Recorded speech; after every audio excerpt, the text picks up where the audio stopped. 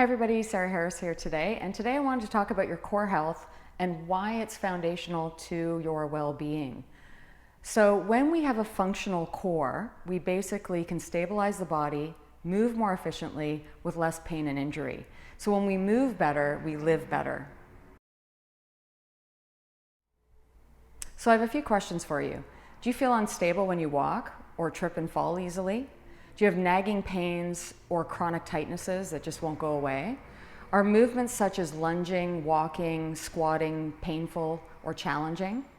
And are you unable to sit up straight or maintain good posture for more than a minute? If you answered yes to any of these questions, your core, your deep core system, may not be functioning as well as it could be. So what is the core? Well, we have two systems. We have a deep system, which is deep to the spine, and it's the first one to fire because it stabilizes our spine and then we're able to move from it. Then we have the superficial system. These are the type of muscles that are more superficial to the spine, and they're basically there for when we sit up out of bed, when we swing a golf club, when we move a heavy piece of furniture, or when we're holding a briefcase on one hand where our spine has to stabilize with our core, or stabilize and keep the strength of our core. So we want the deep system to stabilize first, and then we can move from there with the superficial system. And we're going to learn today how to activate both of those. We're going to start with an isolation exercise. We're going to move into a simple integration exercise where we move one limb with the core engaged. And then we're going to move into a more complex movement such as a squat or a woodchop.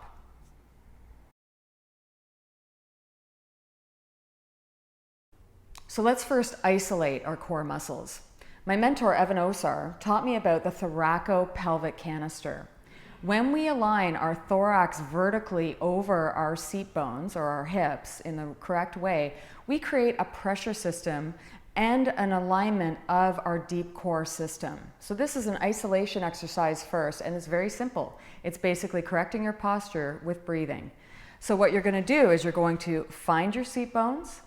You're going to think about stacking your ribs up towards the ceiling. So we keep it nice and stacked, almost like a string pulling the back of your ribs up towards the ceiling. You're going to think about the crown of your head reaching up, and then we simply go into the breathing, into the pelvis, the waist, and the rib cage. So try that 10 breaths, and that's your isolation exercise for the core.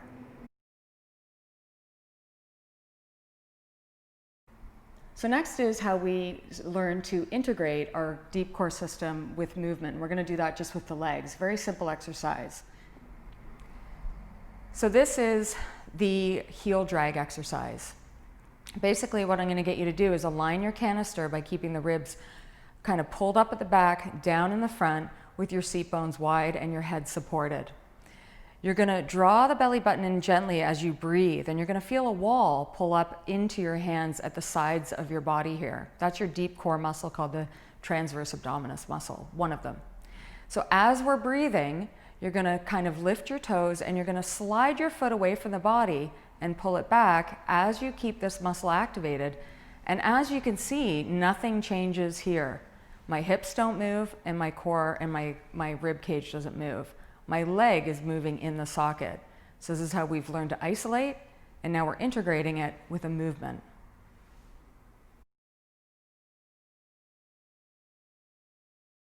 So here's a more complex integrated movement with the core, which is your squat.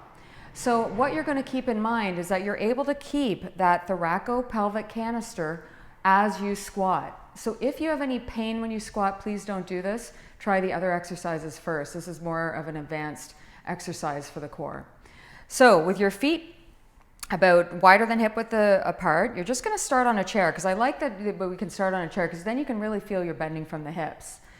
I like to bring the hands forward so you can see how I keep my canister aligned over my hips.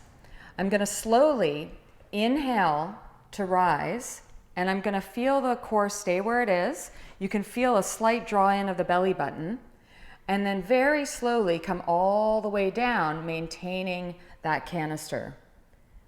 So it's inhale to come up, exhale, bending at the hips, maintaining those ribs, exhale down. Inhale to come up, exhale to come down. So you know you're in the right position if none of this moves and that you're breathing evenly.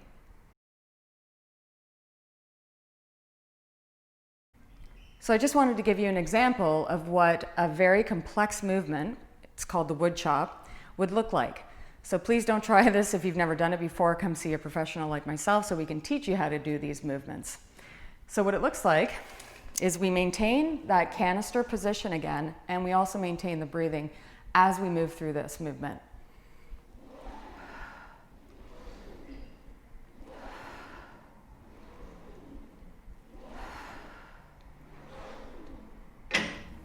So in summary, there are two systems to the core: the deep core muscles, which fire first and are closer to the spine, and the superficial muscles that we use in movement. So we want to make sure that the deep ones fire first and then the superficial.